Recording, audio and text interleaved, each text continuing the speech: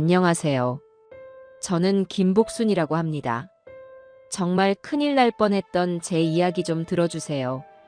그날 아침은 참으로 평온했어요. 창문으로 스며든 햇살이 거실 마룻바닥을 따스하게 데우고 있었고, 저는 낡은 소파에 앉아 뜨개질을 하며 조용한 시간을 보내고 있었습니다. 죽은 남편이 내게 남겨준 이 서울의 아파트는 혼자 살기엔 조금 넓었지만 그의 흔적이 곳곳에 남아있어 외로움을 덜어주곤 했지요. 한 코 한 코 털실이 얽히며 모양을 갖추어가는 것을 보고 있자니 복잡했던 마음도 차분해지는 듯 했습니다. 바로 그때였어요. 정막을 깨고 요란하게 울리는 전화벨 소리가 제 손을 멈추게 한 것은 발신 번호를 확인하니 예쁜 며느리라고 저장된 이름이 떠 있었습니다. 마음이 철렁 내려앉는다는 게 이런 기분일까요? 명절이나 생일에도 문자 한 통 보내는 일이 드물었던 아이입니다. 그런 애가 아무 날도 아닌 평일에 전화를 다 하다니 불길한 예감이 등줄기를 타고 서늘하게 흘렀습니다. 받지 말까 수십 번을 망설였지만 혹시 태백에 있는 아들에게 무슨 일이라도 생긴 건 아닐까 하는 걱정에 떨리는 손으로 통화 버튼을 눌렀습니다. 어머니, 잘 지내셨어요? 제 전화 받으셔서 정말 다행이에요. 수화기 너머로 들려오는 며느리 윤미수의 목소리는 평소의 쌀쌀맞음은 온데간데 없이 꿀이라도 바른 듯 달콤하고 살가웠습니다. 제 안부를 묻는 목소리에는 걱정이 한가득 묻어나는 듯 했죠. 하지만 저는 그게 모두 연기라는 것을 단번에 알 수 있었습니다. 지난 세월 동안 그 애가 제게 보여줬던 모습은 이런 상냥함과는 거리가 멀었으니까요. 그래, 별일 없다. 너는 잘 지내고, 기태는 괜찮고, 저는 애써 마음을 다잡고 무덤덤하게 답했습니다. 제 목소리가 너무 차갑게 들렸을까요? 윤미수는 잠시 말을 멈추더니 이내 한층 더 과장된 목소리로 호들갑을 떨기 시작했어요. 그럼요, 저희야 잘 지내죠. 다름이 아니라 어머니. 요즘 기태 씨가 어머니 걱정을 얼마나 하는지 몰라요. 혼자 서울에 계셔서 적적하실 텐데 밥은 잘 챙겨 드시는지 잠은 잘 주무시는지. 옆에서 듣는 제가 다 안쓰러울 정도라니까요. 참으로 가증스러운 말이었습니다. 제 아들 박기태는 어릴 적부터 우유부단하고 자기 주장이 없는 아이였어요. 결혼 후에는 윤미수의 말이라면 파트로 매주를 쏜다 해도 믿을 만큼 아내에게 꽉 잡혀 살았지요. 그런 아들이 제 걱정을 했다니 속아 웃을 일이었습니다. 분명 윤미수, 저 아이가 옆에서 시켜서 하는 말이겠지요. 그래서요, 어머니. 저희가 상해 끝에 결정을 내렸어요. 이번 주말에 저희 집으로 오셔서 며칠 푹 쉬다 가시는 게 어떨까 해서요. 태백 공기가 얼마나 좋은데요. 오셔서 맛있는 것도 드시고 기태 씨 얼굴도 보시면 얼마나 좋겠어요.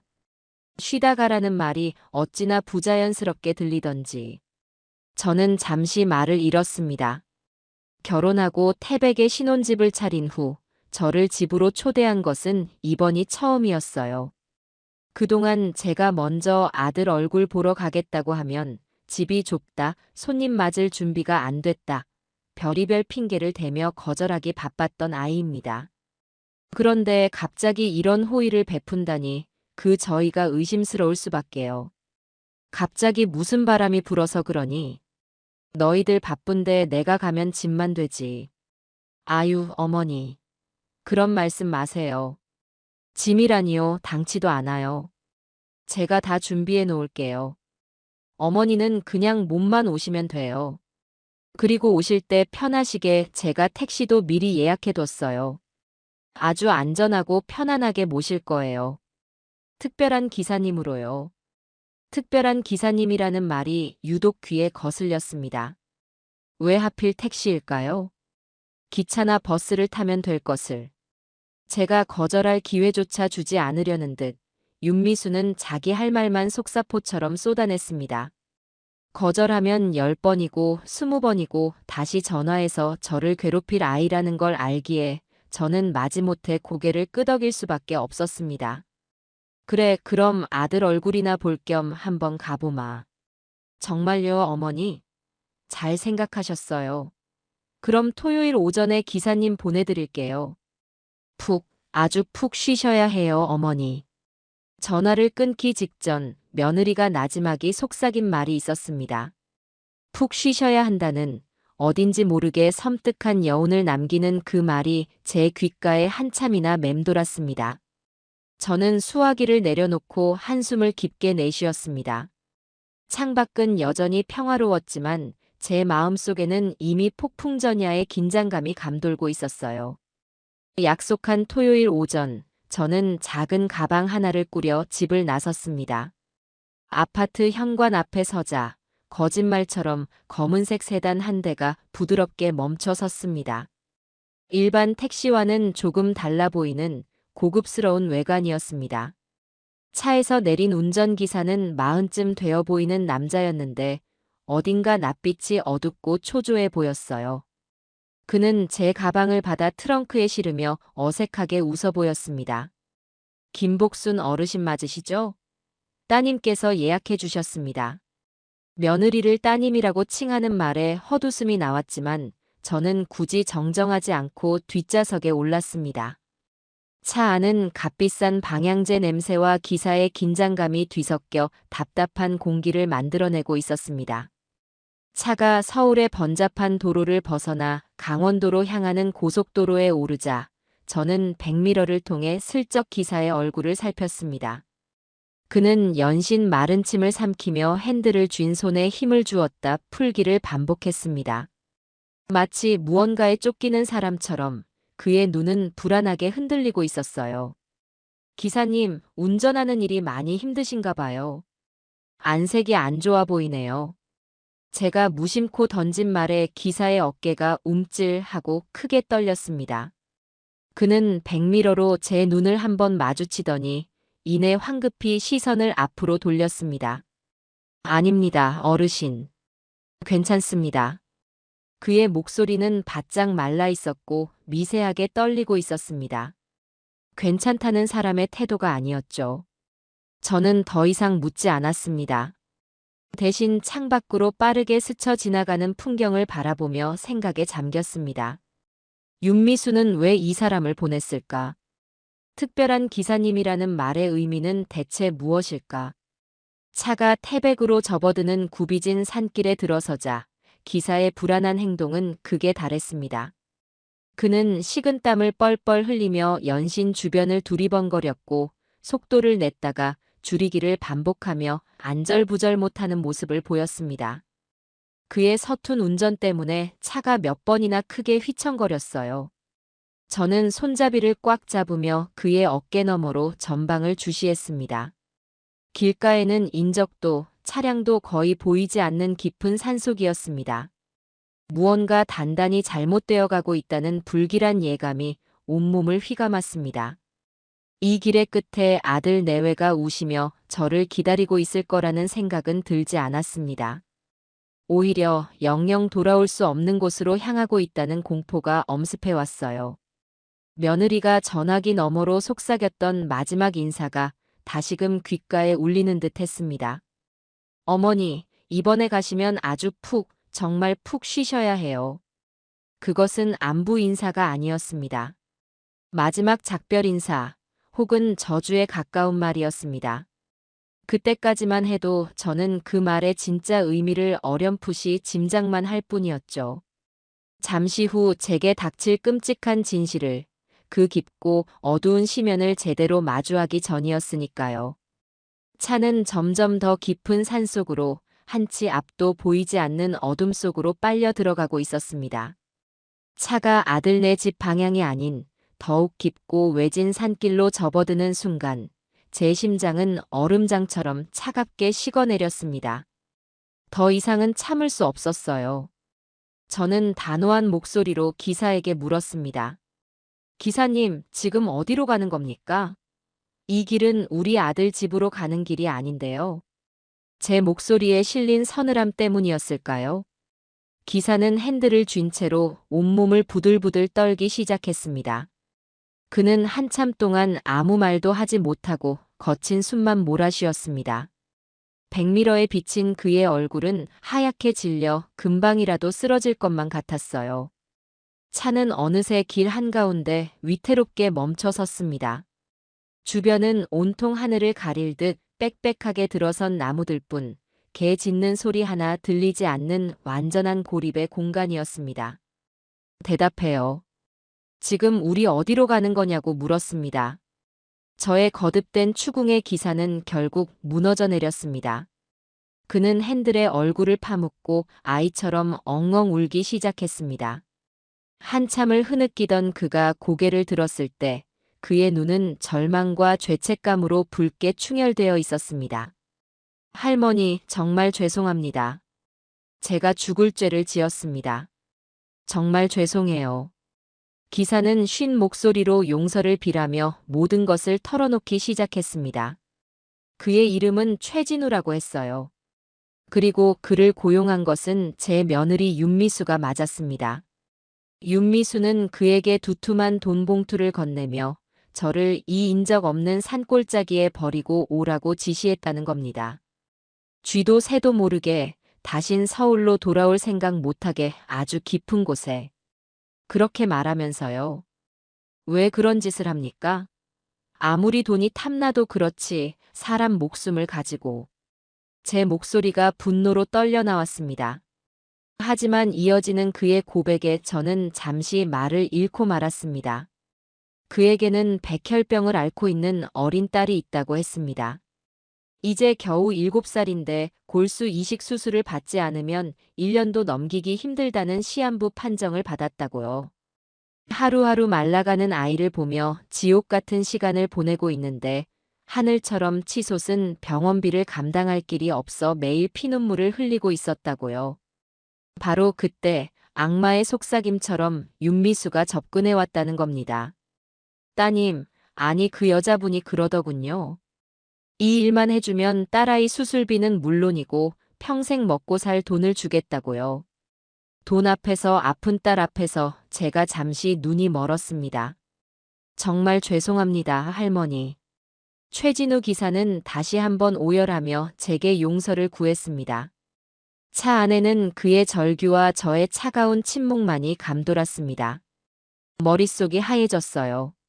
설마 했지만 제 며느리가, 제 아들의 아내가 저를 이렇게 내다 버리려 했다는 사실을 제 귀로 직접 확인하니 온몸에 피가 거꾸로 솟는 듯 했습니다. 그 아이는 처음부터 제 재산을 노리고 접근했던 겁니다. 남편이 죽고 혼자 남은 저를 귀찮은 짐 덩어리 정도로 여기고 있었던 게 분명했어요. 제가 사람으로 못할 짓을 하려 했습니다.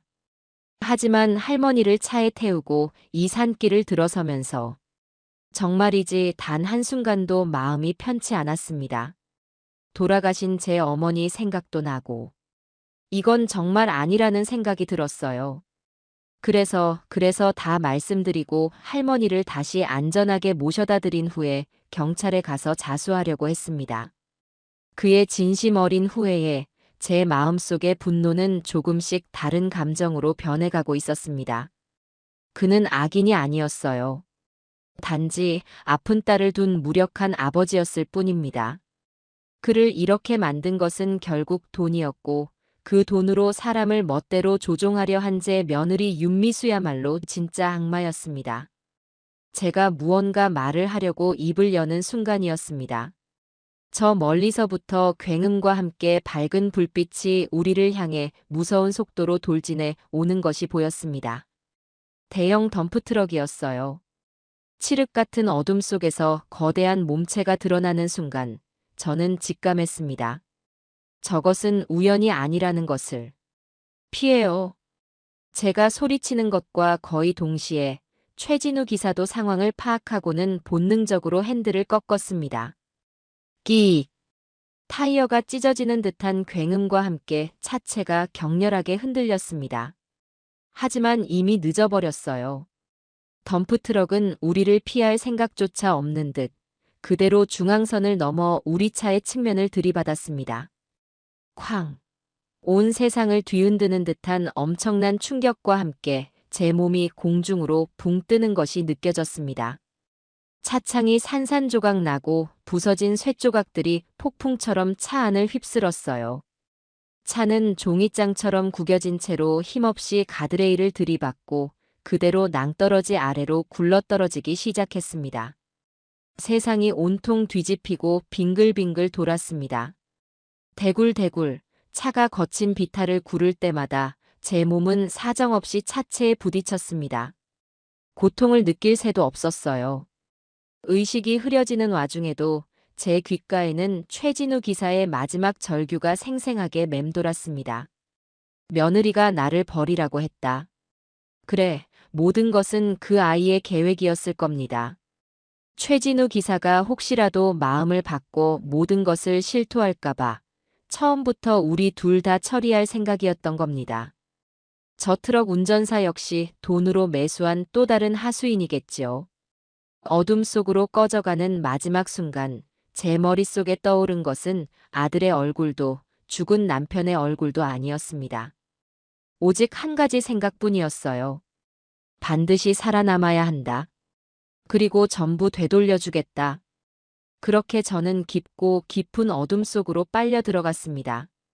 코를 찌르는 소독약 냄새와 희미한 사람들의 웅성거림에 제 의식이 서서히 수면 위로 떠올랐습니다. 눈꺼풀이 천근만근 무거워 힘겹게 눈을 뜨자 새하얀 병원 천장이 가장 먼저 시야에 들어왔어요. 온몸이 부서질 듯한 통증에 저도 모르게 한숨이 터져 나왔습니다. 팔다리에는 깁스가 채워져 있었고 온몸 구석구석 붕대가 감겨 있는 것이 느껴졌습니다.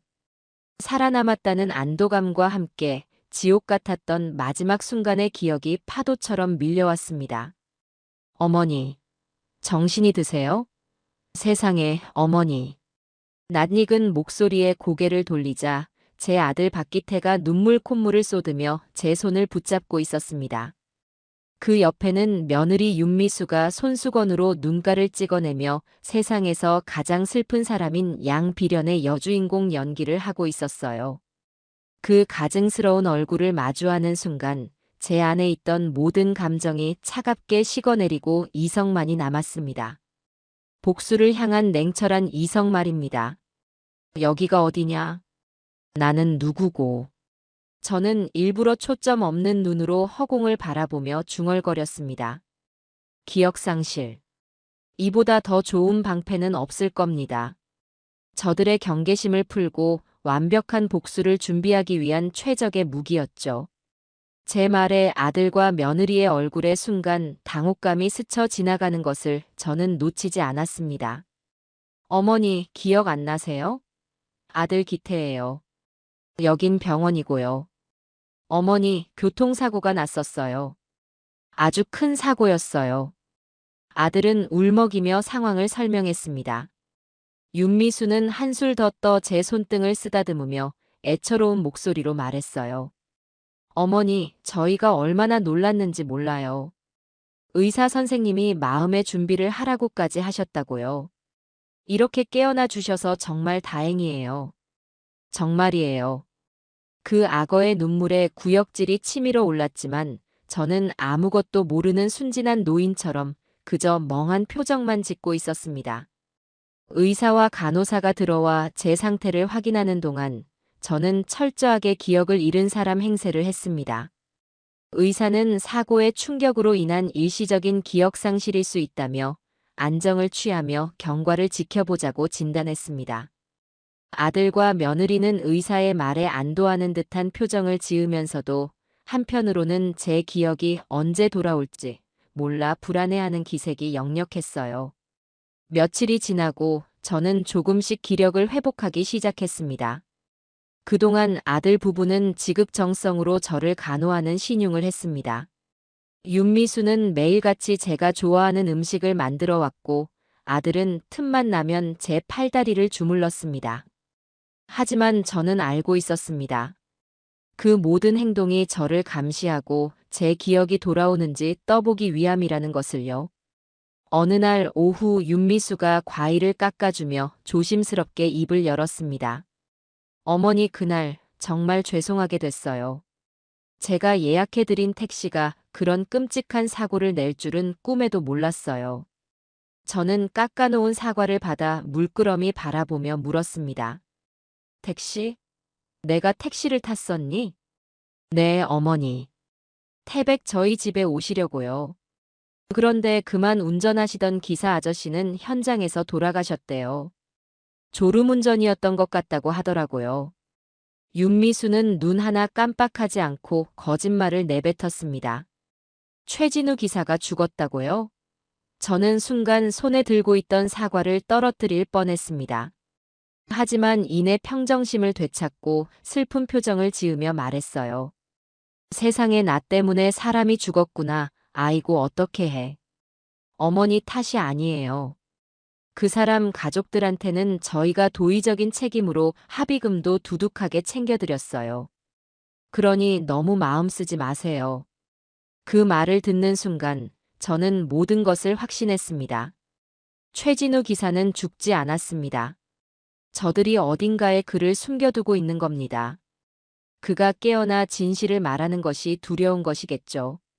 합의금을 줬다는 말도 혹시라도 제가 나중에 기억을 되찾고 기사 가족을 찾아 나설 것에 대비한 거짓말일 겁니다. 그날 밤 아들 부부가 병실을 비운 틈을 타 저는 몰래 숨겨두었던 핸드폰을 꺼내 들었습니다. 손가락이 부자연스러웠지만 또박또박 번호를 눌러 전화를 걸었습니다. 신호음이 몇 번 울리고 수화기 너머로 중후한 목소리가 들려왔습니다. 사모님, 저 조 실장입니다. 괜찮으신 겁니까? 뉴스에서 사고 소식을 보고 얼마나 걱정했는지 모릅니다. 조병철 실장. 그는 제 남편이 살아있을 적 평생을 그림자처럼 보좌했던 충직한 비서였습니다. 남편이 죽은 후 회사를 떠나 조용히 살고 있었지만 여전히 제게는 가장 믿을 수 있는 사람이었죠. 조 실장, 나예요. 목소리가 이래서 미안해요. 아직 몸이 성치 않아서. 아닙니다, 사모님. 목소리만 들어도 반갑습니다. 그런데 어찌 된 일입니까?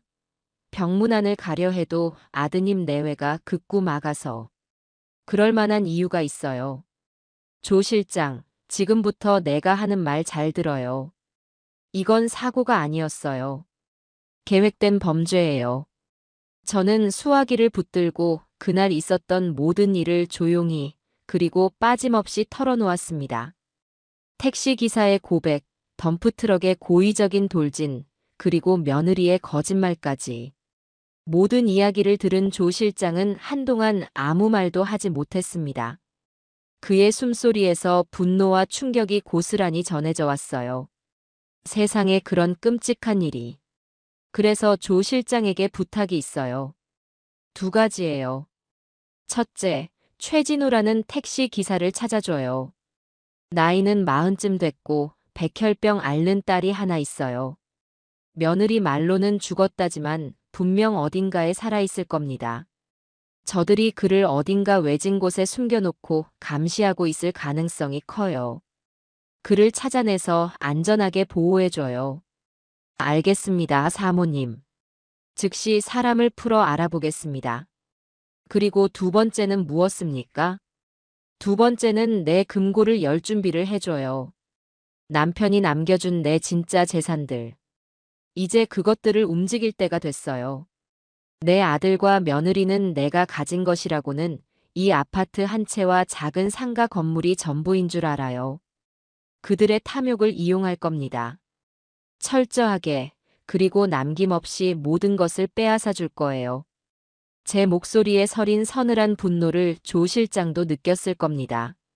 그는 잠시의 망설임도 없이 단호한 목소리로 대답했습니다. 사모님의 뜻대로 하겠습니다. 무엇이든 명령만 내려주십시오. 전화를 끊고 저는 다시 아무것도 모르는 기억상실 환자로 돌아왔습니다. 창밖은 칠흑 같은 어둠에 잠겨 있었지만 제 눈은 그 어느 때보다도 밝게 빛나고 있었습니다. 이제 게임은 시작되었습니다. 악어의 눈물을 흘리며 제 옆을 지키고 있는 저 가증스러운 것들에게 진짜 지옥이 무엇인지 똑똑히 보여줄 시간이었습니다. 병원에서의 생활은 지루한 연극의 연속이었습니다. 저는 매일 아침 눈을 뜰 때마다 어리둥절한 표정으로 여기가 어디죠? 라고 물으며 하루를 시작했고 아들과 며느리는 지겹지도 않은지 매번 똑같은 설명을 되풀이하며 저를 안심시키는 연기를 했습니다. 그들의 위선적인 얼굴을 마주하는 것은 고역이었지만 저는 복수라는 단 하나의 목표를 위해 모든 것을 참아냈습니다. 몸이 어느 정도 회복되자 저는 아들 부부에게 본격적으로 미끼를 던지기 시작했습니다. 어느 날 오후 텔레비전에서 나오는 경제 뉴스를 물끄러미 보다가 깊은 한숨을 내쉬며 말했어요. 여보, 나 병원비는 어떻게 하지? 당신이 남겨준 돈도 이제 거의 다 써가는데. 저는 일부러 죽은 남편을 찾으며 넋두리를 했습니다. 제 말에 소파에 앉아 휴대폰만 만지작거리던 아들 부부가 동시에 고개를 들었습니다.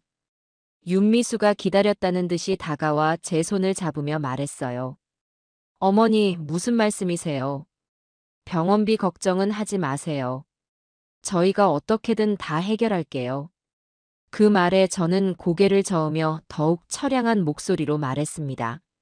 아니다. 너희들 사는 것도 넉넉지 않은데 어떻게 신세를 지겠니?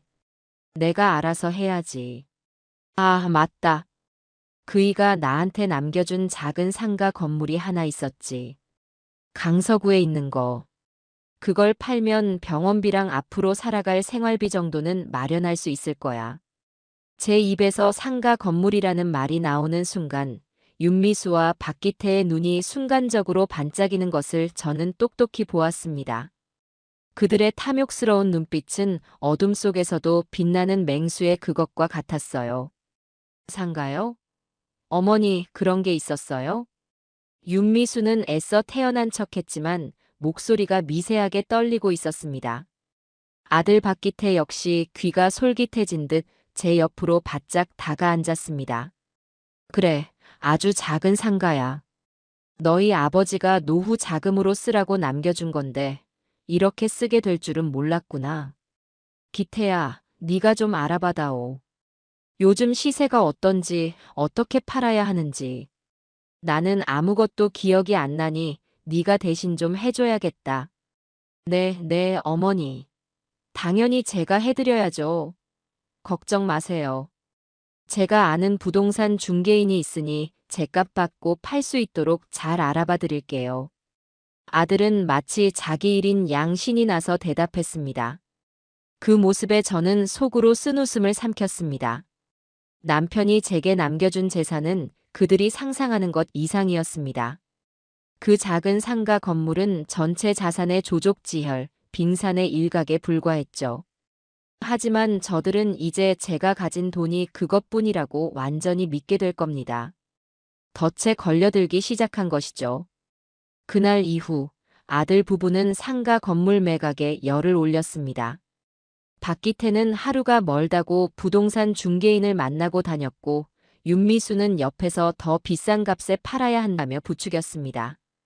그들은 제 병실에 앉아 자기들끼리 그 돈을 어떻게 쓸 것인지에 대해 의논하기도 했습니다. 물론 제가 다 듣고 있다는 사실은 까맣게 모른 채로요. 여보, 그 돈 받으면 우선 우리 빚부터 갚자. 그리고 남는 돈으로는 당신 차부터 바꿔야지. 지금 타는 차는 너무 낡았어. 알았어. 그리고 당신이 갖고 싶어 하던 명품 가방도 하나 사. 그동안 우리 고생 많았잖아. 어머니 병수발 드느라. 그들의 대화를 듣고 있자니 헛웃음이 절로 나왔습니다. 아직 팔리지도 않은 건물을 가지고 김칫국부터 마시는 꼴이라니. 저는 그들이 탐욕의 늪에 스스로 빠져 허우적대는 모습을 그저 지켜볼 뿐이었습니다. 그러던 어느 날 밤 조 실장에게서 전화가 걸려왔습니다. 저는 화장실에 가는 척 병실을 빠져나와 비상계단에서 조심스럽게 전화를 받았습니다. 사모님 찾았습니다. 조 실장의 목소리는 낮고 단호했습니다. 제 심장이 세차게 뛰기 시작했어요. 최진우 기사 찾았군요. 어디에 있습니까? 괜찮은 건가요? 예상대로였습니다. 며느님께서 사람을 시켜 강원도에 있는 한 허름한 요양병원에 그를 옮겨두었습니다. 의식은 아직 회복하지 못했지만 생명에는 지장이 없는 상태라고 합니다. 병원 측에는 연고 없는 환자라고 둘러대고 고용한 간병인들이 24시간 철저하게 지키고 있습니다. 그렇군요. 역시 살아있었어. 그 딸은 어떻게 지내고 있답니까? 그건 역시 알아봤습니다. 최진우 씨의 부인은 몇 년 전 병으로 세상을 떠났고 딸은 외할머니 댁에 맡겨져 있었습니다. 하지만 며느님이 보낸 사람들이 찾아가 최진우 씨가 도박 빚으로 잠적했으며 자신들이 그 빚을 대신 갚아주는 조건으로 딸의 친권을 넘겨받았다고 합니다. 지금은 한 보육시설로 옮겨진 상태입니다. 기가 막혀 말이 나오지 않았습니다. 사람의 탈을 쓰고 어떻게 저렇게까지 잔인할 수 있을까요? 아픈 아이를 볼모로 아버지의 입을 막으려는 수작이었습니다. 최진우 기사가 혹시라도 깨어나 모든 것을 경찰에 알리면 딸을 해치겠다는 무언의 협박인 셈이죠. 조 실장, 지금부터 내 말을 잘 들어요. 우선 최진우 기사를 그곳에서 빼내야 합니다. 우리가 관리하는 병원 중 가장 보안이 철저한 곳으로 옮겨서 최고의 치료를 받게 해주세요. 그리고 그 딸아이도 우리가 안전하게 보호해야 합니다. 법적인 절차를 밟아서라도 그 아이를 다시 외할머니 품으로 돌려보내주세요. 필요한 돈은 얼마든지 써도 좋습니다. 알겠습니다, 사모님. 즉시 처리하겠습니다. 그리고 한 가지 더. 상가 건물이 곧 팔릴 겁니다. 매각 대금은 내 아들 박기태 명의의 통장으로 입금되도록 하세요. 나는 돈 관리를 할 수 없는 사람처럼 보여야 하니까요. 그 돈이 그들에게는 마지막 희망이자 곧 절망의 시작이 될 겁니다. 사모님의 깊은 뜻을 헤아렸습니다. 모든 것이 계획대로 진행되도록 하겠습니다. 전화를 끊고 병실로 돌아왔을 때 저는 그 어느 때보다도 차분하고 냉정했습니다. 복수의 판은 짜졌고 배우들은 무대 위로 올라왔습니다. 이제 남은 것은 저 가증스러운 것들이 스스로 파멸의 길로 걸어 들어가는 것을 지켜보는 일뿐이었어요. 며칠 후 상가 건물이 시세보다 조금 높은 가격에 팔렸고 약속대로 거액의 현금이 아들의 통장에 입금되었습니다. 아들과 며느리는 돈벼락이라도 맞은 듯 기뻐하며 서로를 부둥켜 안았습니다. 그 모습을 바라보는 제 입가에는 희미한 미소가 걸려 있었습니다. 그것은 파멸의 서국을 알리는 차갑고도 잔인한 미소였습니다. 퇴원을 앞둔 어느 날, 저는 물리치료실에서 재활운동을 핑계로 아들 부부의 감시망에서 벗어날 기회를 만들었습니다. 기억은 안 나도 몸은 예전처럼 쌩쌩해야지. 너희들한테 짐이 될 수는 없잖니. 제가 이렇게 말하자 두 사람은 일말의 의심도 없이 고개를 끄덕였습니다. 그들은 이미 상가 건물 매각 대금이라는 달콤한 사탕에 정신이 팔려 있었으니까요. 그들의 눈에는 제가 아니라 제가 가진 마지막 남은 돈만이 보일 뿐이었습니다. 오후 재활치료 시간, 저는 물리치료사에게 잠시 바람을 쐬고 싶다고 말했습니다. 물론 그 물리치료사는 조 실장이 미리 손을 써둔 우리 사람이었죠. 그가 잠시 자리를 비운 사이, 저는 조 실장이 미리 알려준 대로 치료실 뒤편 비상구를 통해 밖으로 빠져나왔습니다. 병원 후문에는 조 실장이 보낸 검은색 차량이 대기하고 있었어요. 저는 모자와 마스크로 얼굴을 가린 채 재빨리 차에 올라탔습니다. 차는 소리 없이 병원을 벗어나 최진우 기사가 옮겨진 곳으로 향했습니다. 차창 밖으로 스쳐 지나가는 익숙한 서울의 풍경이 낯설게만 느껴졌습니다. 불과 몇 주 전만 해도 평화롭기만 했던 세상이 이제는 거대한 전쟁터처럼 느껴졌어요. 심장이 세차게 뛰었지만 두렵지는 않았습니다. 오히려 복수를 위한 첫걸음을 떼었다는 생각에 차가운 희열마저 느껴졌어요. 조 실장, 모든 건 계획대로 되고 있나요? 네, 사모님. 최진우 씨는 어젯밤 저희 병원으로 안전하게 옮겨졌습니다. 며느님이 고용한 사람들은 아마 오늘 아침에야 환자가 사라진 것을 알았을 겁니다. 하지만 저희가 병원 CCTV 기록까지 모두 손을 써둔 터라 그저 환자가 스스로 병원을 나간 것으로 알고 있을 겁니다. 잘했어요. 그 아이의 딸은요? 따님 역시 저희가 안전하게 보호하고 있습니다. 외할머니 되시는 분과도 연락이 닿았고요. 법무팀에서 친권 관련 문제를 처리하고 있으니 조만간 좋은 소식이 있을 겁니다. 조 실장의 빈틈없는 일 처리에 저는 마음이 놓였습니다. 역시 남편이 평생을 믿고 곁에 둔 사람다웠습니다. 1시간쯤 달렸을까요? 차는 서울 외곽에 위치한 한적한 재활 전문 병원 앞에 멈춰 섰습니다. 이곳은 남편이 살아생전 후원하던 곳으로 병원장은 물론 모든 직원이 우리에게 절대적으로 충성하는 사람들이었습니다. 이곳이라면 그 어떤 위협으로부터도 최진우 기사를 안전하게 지킬 수 있을 터였습니다. 조 실장의 안내를 받아 들어선 1인 특실. 침대에는 최진우 기사가 링거를 꽂은 채 희미한 의식을 유지한 채 누워 있었습니다. 사고 당시의 충격이 컸던지 그의 얼굴은 반쪽이 되어 있었고 곳곳에 흉터가 남아 있었어요. 인기척을 느꼈는지 그가 힘겹게 눈꺼풀을 들어 올렸습니다.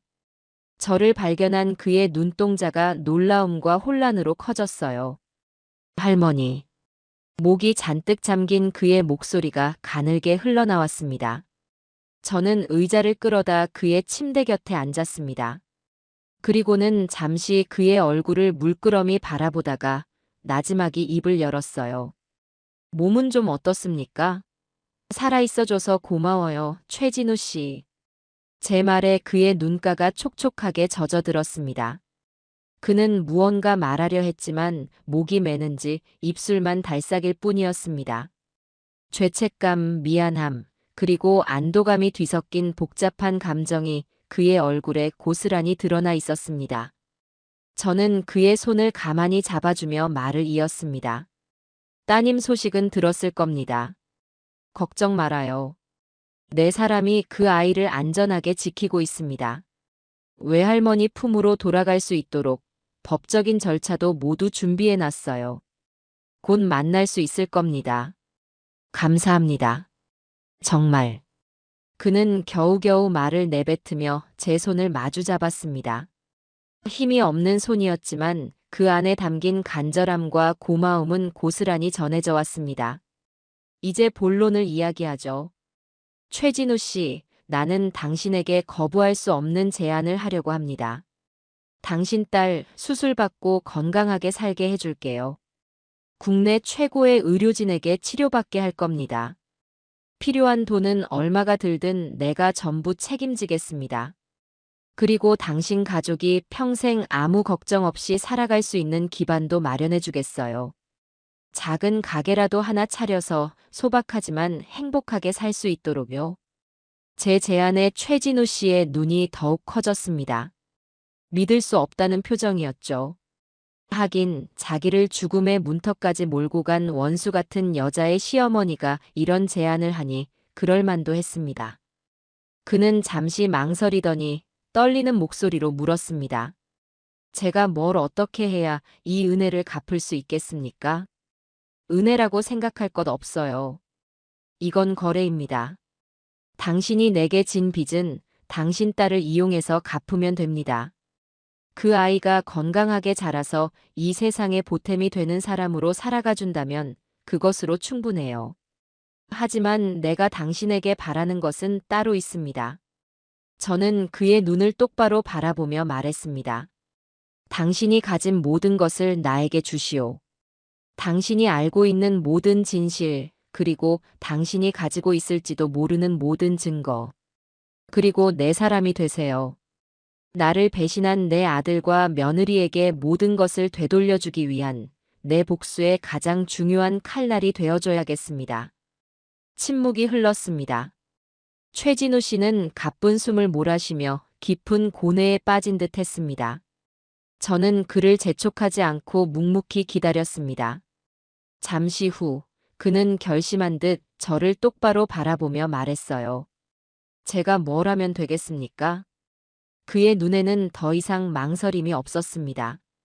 딸을 살릴 수 있다는 희망과 자신을 나락으로 떨어뜨린 윤미수를 향한 분노가 그의 눈을 밝히고 있었어요. 우선은 건강부터 회복하세요. 당신이 건강해야 우리가 할 수 있는 일이 많아집니다. 그리고 그날의 증거를 찾아서 나에게 넘겨줘요. 분명 무언가 남겨뒀을 거라 믿습니다. 당신은 그렇게 허술한 사람이 아니니까. 제 말에 최진우 씨의 얼굴에 희미한 미소가 번졌습니다. 그는 힘겹게 고개를 끄덕이며 침대 밑에 숨겨두었던 작은 지갑을 꺼냈습니다. 그리고는 지갑 안쪽의 비밀 공간에서 아주 작은 USB 하나를 꺼내 제게 건넸습니다. 그 여자와 통화했던 녹음 파일과 사고 직전까지의 블랙박스 음성 파일 원본을 따로 저장해 뒀습니다. 혹시 몰라서 제 차에 있던 블랙박스는 아마 그들이 가져갔을 겁니다. 하지만 이건 제 목숨보다 더 소중하게 지킨 겁니다. USB를 건네받는 제 손이 미세하게 떨렸습니다. 이것이 바로 모든 것을 뒤집을 수 있는 결정적인 증거였습니다. 윤미수가 최진우에게 범행을 지시하는 목소리, 그리고 사고 직전 덤프트럭이 고의로 돌진해왔다는 것을 증명할 수 있는 마지막 퍼즐 조각. 저는 USB를 손안에 꽉 쥐었습니다. 차가운 금속의 감촉이 제 심장을 더욱 뜨겁게 만드는 듯 했습니다. 잘했습니다. 정말 잘했어요, 최진우 씨. 당신의 용기가 헛되지 않도록 내가 모든 것을 제자리로 돌려놓겠습니다. 그러니 당신은 아무 걱정 말고 치료에만 전념하세요. 모든 것이 끝나면 웃는 얼굴로 따님을 만나러 가게 될 겁니다. 저는 그의 어깨를 두드려주고 자리에서 일어났습니다. 병실을 나오자 밖에서 기다리고 있던 조 실장이 제게 다가와 고개를 숙였습니다. 사모님, 모든 것이 순조롭습니다. 그래요. 이제 다음 단계로 넘어갈 시간이에요. 내 며느리 윤미수가 쌓아올린 허영의 성을 무너뜨릴 겁니다. 아주 처참하고 화려하게 말이죠. 병원으로 돌아오는 차 안에서 저는 창밖을 바라보며 조용히 웃었습니다. 윤미수, 그리고 박기태. 너희들이 그토록 원했던 돈이 이제 너희의 목을 조르는 밧줄이 될 것이다. 이제 막 잔인한 연극의 이막이 오르고 있었습니다. 상가 매각 대금이 통장에 들어온 이후 윤미수는 물 만난 고기처럼 사치에 빠져들었습니다. 그녀는 마치 보상이라도 받으려는 듯 매일같이 백화점 명품관을 드나들며 머리부터 발끝까지 신상으로 휘감았습니다. 그리고는 그것들을 자신의 SNS에 보란 듯이 전시하며 사람들의 부러움을 사는 것을 낙으로 삼았죠. 기억 잃은 시어머니 병수발 드느라 고생한 나를 위한 선물이라는 가증스러운 문구와 함께 말입니다. 그녀는 제가 아무것도 기억 못하는 것을 방패 삼아 온갖 효부 코스프레를 하며 동정심을 유발했고 사람들은 그런 그녀의 모습에 감쪽같이 속아 넘어갔습니다. 그녀가 운영하는 온라인 쇼핑몰은 파리의 최신 트렌드를 직송하는 명품 편집숍이라는 거창한 이름으로 포장되어 있었지만 실상은 조 실장의 조사 결과 짝퉁을 파는 사기 사이트였습니다. 그녀는 중국에서 만든 정교한 모조품들을 헐값에 들여와 마치 진품인 양 비싼 가격에 팔아치우며 폭리를 취하고 있었던 겁니다. 저는 그녀의 SNS를 들여다보며 혀를 찼습니다. 가짜로 휘감은 인생을 진짜라고 믿으며 살아가는 모습이 참으로 가련했어요. 조 실장, 윤미수가 운영하는 쇼핑몰의 모든 비리 자료를 긁어 모아주세요. 탈세 장부, 밀수 증거, 그리고 그동안 짝퉁을 구매했던 피해자들의 제보까지. 하나도 빠짐없이요. 그리고 그녀에게 짝퉁을 공급하던 중국 쪽 업자들도 접촉해주세요. 윤미수가 준 돈의 2배, 아니 3배를 줄 테니 우리 쪽 사람이 되어달라고요. 알겠습니다, 사모님. 이미 관련 자료는 상당 부분 확보된 상태입니다. 중국 쪽 업자들과의 접촉도 바로 시작하겠습니다. 조 실장의 일 처리는 언제나처럼 신속하고 정확했습니다. 며칠 지나지 않아 윤미수의 모든 범죄 행각을 증명할 수 있는 차고 넘치는 자료들이 제 손에 들어왔습니다. 탈세액만 해도 수십억 원에 달했고 그녀가 운영하는 SNS 게시물 아래에는 배송이 너무 늦다, 제품 품질이 이상하다는 댓글들이 비밀 댓글로 달려 있었습니다. 저는 조 실장을 시켜 그런 불만을 가진 사람들을 일일이 접촉하게 했습니다. 처음에는 경계하던 그들도 우리가 무료로 법률 지원을 해주고 피해 보상까지 약속하자 앞다투어 윤미수의 사기 행각에 대한 증언을 쏟아내기 시작했습니다. 결혼 예물을 마련하기 위해 쌈짓돈을 모았던 신혼부부부터 딸에게 주는 첫 명품 선물이라며 큰맘 먹고 가방을 샀던 어머니까지 그 사연도 참으로 다양했습니다. 이제 무대를 마련할 시간이었습니다. 저는 조 실장을 통해 최근 구독자 수가 폭발적으로 늘어나며 주가를 올리고 있는 한 사기 폭로 전문 유튜버에게 접촉했습니다. 정의의 심판자를 자처하는 그는 돈이나 권력에 휘둘리지 않고 오직 팩트만으로 비리를 파헤치는 것으로 유명했죠. 사모님, 유튜버 김 기자와 연결되었습니다. 제보자의 신원은 철저하게 비밀에 붙여달라고 요청했으며 그 역시 이에 동의했습니다. 좋아요. 우리가 가진 모든 자료를 그에게 넘기세요. 피해자들의 눈물 어린 인터뷰 영상까지 전부요. 단 한 가지 조건을 걸어주세요. 윤미수가 가장 행복해하는 순간에 그녀가 가장 높은 곳에 올라섰다고 믿는 바로 그 순간의 모든 것을 터뜨려 달라고요. 며칠 후 윤미수는 자신의 쇼핑몰 1주년 기념 파티를 서울의 한 고급 호텔에서 성대하게 열었습니다. 유명 연예인과 인플루언서들을 대거 초청한 그야말로 허영의 절정을 보여주는 자리였죠. 파티의 주인공인 윤미수는 수억 원을 호가하는 드레스와 보석으로 치장한 채 자신에게 쏟아지는 스포트라이트를 만끽하고 있었습니다. 제 아들 박기태는 그런 아내의 옆에 서서 마치 자신이 대단한 성공이라도 거둔 양 의기양양한 표정으로 사람들의 인사를 받고 있었어요. 바로 그때였습니다. 파티장 대형 스크린에 긴급 속보라는 자막과 함께 유튜버 김 기자의 얼굴이 나타난 것은 파티의 흥겨운 음악이 멈추고 장내에 있던 모든 사람들의 시선이 스크린으로 향했습니다. 안녕하십니까, 김 기자입니다. 오늘 저는 화려함 뒤에 추악한 진실을 숨기고 있는 온라인 쇼핑몰 미수드 파리의 대표 윤미수 씨의 실체를 고발하고자 합니다. 김 기자의 단호한 목소리와 함께 스크린에는 윤미수의 탈세 장부, 밀수 현장 사진, 그리고 그녀가 짝퉁을 판매했다는 명백한 증거들이 쉴 새 없이 쏟아져 나왔습니다. 심지어 그녀에게 짝퉁을 공급했던 중국 업자와의 화상 인터뷰까지 생중계되었습니다. 업자는 유창한 한국말로 윤미수가 어떤 물건을 얼마에 주문했는지, 그리고 어떻게 세관을 속여 물건을 들여왔는지 상세하게 폭로했습니다. 피해자들의 얼굴은 모자이크 처리되었지만 그들의 떨리는 목소리와 눈물은 파티장에 있는 모든 사람들의 마음을 움직이기에 충분했습니다. 파티장은 순식간에 아수라장이 되었습니다. 사람들은 경악과 배신감에 찬 눈으로 파티의 주인공이었던 윤미수를 바라보았고 곳곳에서 수군거리는 소리와 카메라 플래시 터지는 소리가 요란하게 울려 퍼졌습니다. 윤미수는 새하얗게 질린 얼굴로 스크린을 바라보며 아니야, 저건 다 거짓말이야 라고 소리쳤지만 그녀의 목소리는 사람들의 비난 소리에 묻혀버렸습니다. 어떻게 저런 사기꾼을. 내 돈 내고 짝퉁을 산 거였어? 완전 인간 말종이네. 그 순간 호텔 연회장 문이 활짝 열리며 국세청 조사관들과 경찰들이 들이닥쳤습니다. 윤미수 씨, 탈세 및 사기 혐의로 긴급 체포합니다. 변호사를 선임할 수 있으며. 조사관들이 미란다 원칙을 고지하며 그녀에게 수갑을 채우는 모습은 그날 밤 모든 언론사의 헤드라인을 장식했습니다.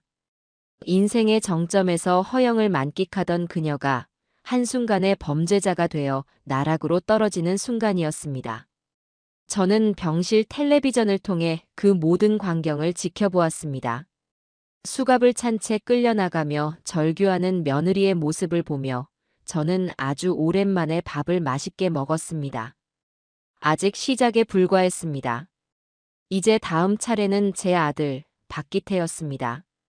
윤미수가 구속되고 언론이 연일 그녀의 사기 행각에 대해 대서특필하는 동안 아들 박기태는 혼이 나간 사람처럼 지냈습니다. 그는 어떻게든 아내를 빼내보려고 백방으로 뛰어다녔지만 증거가 너무나도 명백했고 여론 또한 최악으로 치닫고 있어 누구도 선뜻 그를 도우려 하지 않았습니다. 그는 결국 제 병실로 찾아와 무릎을 꿇고 울며 매달렸습니다. 어머니, 제발 미수 좀 살려주세요. 어머니가 가지고 계신 돈으로 유능한 변호사만 선임하면. 저는 여전히 아무것도 모르는 표정으로 그의 어깨를 다독였습니다. 기태야, 나한테 무슨 돈이 있니? 상갑한 돈은 전부 너한테 있지 않니? 그리고 나는 아무것도 기억이 안 나서.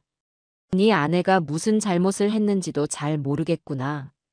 제 말에 박기태는 절망적인 표정으로 주저앉았습니다. 그는 상갑한 돈의 대부분을 윤미수의 쇼핑몰에 투자했거나 그녀의 사치 비용으로 탕진한 후였습니다. 그에게 남은 돈으로는 대한민국 최고의 로펌을 선임하기엔 턱없이 부족했죠. 아내의 몰락으로 정신이 없는 박기태에게 저는 두 번째 칼날을 겨누기 시작했습니다. 그는 태백에 있는 한 중견 건설 회사의 현장 소장으로 일하고 있었습니다. 조 실장의 조사에 따르면 그 자리는 윤미수의 어머니, 즉 그의 장모가 회사 고위 임원에게 뇌물을 주고 아들처럼 아끼는 사위를 위해 만들어준 낙하산 자리였습니다. 실력도 없으면서 과분한 자리에 앉은 그는 그동안 현장에서 안전 규정을 무시하고 값싼 자재를 쓰는 방식으로 공사비를 빼돌려 비자금을 조성해왔습니다. 조 실장, 박기태 밑에서 일하는 직원 중에 그의 비리를 눈감아주는 대가로 떡고물을 받아먹으면서도 한편으로는 불안해하고 있을 만한 인물을 찾아보세요. 그리고 그를 우리 사람으로 만드세요. 알겠습니다, 사모님. 물색해둔 인물이 있습니다. 박기태의 바로 밑에서 현장 관리를 총괄하는 박대리라는 인물입니다. 박기태의 모든 비리를 가장 가까이에서 지켜본 인물이죠. 며칠 후 조 실장은 박대리와의 만남을 주선했습니다. 저는 재활치료를 핑계로 다시 한번 병원을 빠져나와 조 실장이 마련한 안전가옥에서 박 대리를 만났습니다. 그는 잔뜩 겁에 질린 표정으로 제 앞에 앉아 있었어요. 박 대리라고 했나요? 내가 누군지 왜 당신을 보자고 했는지는 들었을 겁니다. 네, 들었습니다, 사모님. 나는 당신에게 어려운 부탁을 하려는 게 아니에요. 단지 정의를 바로 세우고 싶은 것뿐입니다. 박기태 소장이 저지른 모든 비리의 증거를 나에게 넘겨주세요. 당신이 빼돌린 자재 목록, 부실 공사 현장을 찍은 사진, 그리고 비자금 장부까지. 당신이 알고 있는 모든 것을요. 박 대리는 망설였습니다. 내부 고발자가 어떤 대접을 받는지, 이 바닥에서 다시는 발을 붙일 수 없게 될 거라는 사실을 잘 알고 있었기 때문이겠죠. 물론 공짜는 아닙니다. 당신이 증거를 넘겨주는 대가로 나는 당신의 남은 인생을 책임지겠습니다. 박기태가 당신에게 줬던 떡고물과는 비교도 안 될 만큼의 돈을 주겠어요. 그리고 당신 가족이 아무 문제 없이 해외로 나가 새로운 삶을 시작할 수 있도록 모든 것을 지원해 주겠습니다. 선택은 당신의 몫입니다. 썩어가는 배 안에서 박기태와 함께 침몰할 것인지 아니면 내 손을 잡고 새로운 세상으로 나아갈 것인지. 제 제안에 박 대리의 눈빛이 흔들렸습니다. 그는 한참을 고민하더니 이내 결심한 듯 자리에서 일어나 제게 깊이 고개를 숙였습니다. 사모님 믿고 따르겠습니다. 제가 가진 모든 것을 넘겨드리겠습니다. 그날 이후 박 대리는 조 실장과 긴밀하게 연락하며 박기태의 모든 비리 증거를 차곡차곡 모아 우리에게 전달했습니다. 그가 넘겨준 자료는 상상을 초월할 정도로 구체적이고 충격적이었습니다. 설계도와는 전혀 다른 싸구려 철근을 사용한 현장 사진, 안전장비 구매 비용을 허위로 처리한 이중장부, 그리고 그 돈으로 그가 유흥업소에서 법인카드를 사용한 내역까지. 그야말로 비리 종합 선물 세트였죠. 모든 증거가 확보된 순간 저는 망설이지 않았습니다. 조 실장은 확보된 증거 자료를 익명의 제보 형식으로 유력 방송국의 탐사보도팀과 건설사 본사 감사팀에 동시에 보냈습니다. 파장은 상상 이상이었습니다. 방송국 뉴스를 통해 박기태의 비리가 대대적으로 보도되자마자 건설사 본사는 발칵 뒤집혔습니다. 회사의 명예가 하루아침에 땅에 떨어진 것은 물론 부실 공사로 인한 대규모 인명피해가 발생할 수도 있었다는 사실에 여론은 들끓었습니다. 건설사 회장은 직접 대국민 사과를 했고 해당 공사 현장은 즉시 전면 중단되었습니다. 그리고 다음 날 박기태는 본사 감사팀의 조사를 받은 후 업무상 횡령 및 배임, 산업안전보건법 위반 등의 혐의로 회사에서 해고당했습니다. 그것으로 끝이 아니었습니다. 회사 측은 그를 경찰에 고발했고 그는 아내가 있는 구치소로 향하게 되었습니다. 한순간에 아내와 직장, 그리고 모든 명예를 잃은 그는 경찰차에 올라타면서도 뭐가 어떻게 잘못된 건지 전혀 파악하지 못하는 멍한 표정이었습니다. 저는 병실 침대에 누워 텔레비전 뉴스 화면에 나오는 아들의 초라한 모습을 조용히 지켜보았습니다. 눈물조차 나지 않았습니다. 그저 모든 것이 제자리로 돌아가고 있다는 생각뿐이었어요. 이제 저 가증스러운 부부에게 남은 것은 아무것도 없습니다. 빈털터리가 된 그들이 마지막으로 매달릴 동아줄은 바로 기억을 잃은 늙은 어머니인 저 하나뿐이겠지요. 그리고 저는 그 마지막 동아줄마저 제 손으로 직접 끊어버릴 참이었습니다. 결국 윤미수와 박기태는 막대한 액수의 보석금을 내고 구치소에서 풀려났습니다. 물론 그 돈은 윤미수의 친정 부모가 마지막 남은 집까지 팔아 마련한 돈이었죠. 한때는 사돈댁이라며 굽신거리던 그들이었지만 이제는 저를 원수 보듯 했습니다. 하지만 어쩌겠어요. 모든 것은 자기 자식들이 뿌린 씨앗인 것을. 세상에 나왔지만 그들이 마주한 현실은 구치소 안보다 더한 지옥이었습니다. 윤미수의 짝퉁 쇼핑몰 피해자들은 단체로 민사소송을 제기했고 그녀의 명의로 된 모든 재산은 압류되었습니다. 박기태 역시 건설사로부터 막대한 규모의 손해배상 청구 소송을 당했습니다. 그들이 한때 살았던 태백의 아파트는 물론 차와 예물까지 전부 팔아도 빚을 다 갚을 수 없는 지경에 이르렀습니다. 화려했던 그들의 삶은 한편의 꿈처럼 사라지고 이제 남은 것은 악취나는 반지하 단칸방과 산더미 같은 빚뿐이었습니다. 햇볕조차 제대로 들지 않는 눅눅한 방 안에서 두 사람은 서로를 향해 이빨을 드러내기 시작했습니다. 한때는 세상에서 가장 사랑하는 사이인 양굴었던 그들이었지만 돈이라는 연결고리가 끊어지자 그들의 관계는 볼품없이 무너져 내렸어요. 다 당신 때문이야. 당신만 아니었으면 내가 이런 꼴을 당하지 않았을 거라고. 윤미수는 헝클어진 머리를 하고 빽 소리를 질렀습니다. 그녀가 아끼던 명품 옷들은 전부 헐값에 처분되어 이제는 목이 늘어난 티셔츠 차림이었습니다. 뭐, 나 때문이라고. 지금 제정신이야? 짝퉁 팔아서 돈 벌자고 한 게 누군데. 당신 욕심 때문에 내 인생까지 전부 망했어. 박기태 역시 지지 않고 맞받아쳤습니다. 그의 얼굴에는 한때 아버지 회사라도 물려받을 것처럼 거들먹거리던 오만함은 온데간데 없고 패배자의 절망만이 가득했습니다. 뭐, 내 욕심. 웃기지 마. 당신은 뭐 달랐어? 내가 벌어다주는 돈으로 비싼 차 굴리고 좋은 옷 입을 땐 언제고 이제 와서 나한테 다 뒤집어 씌우는 거야?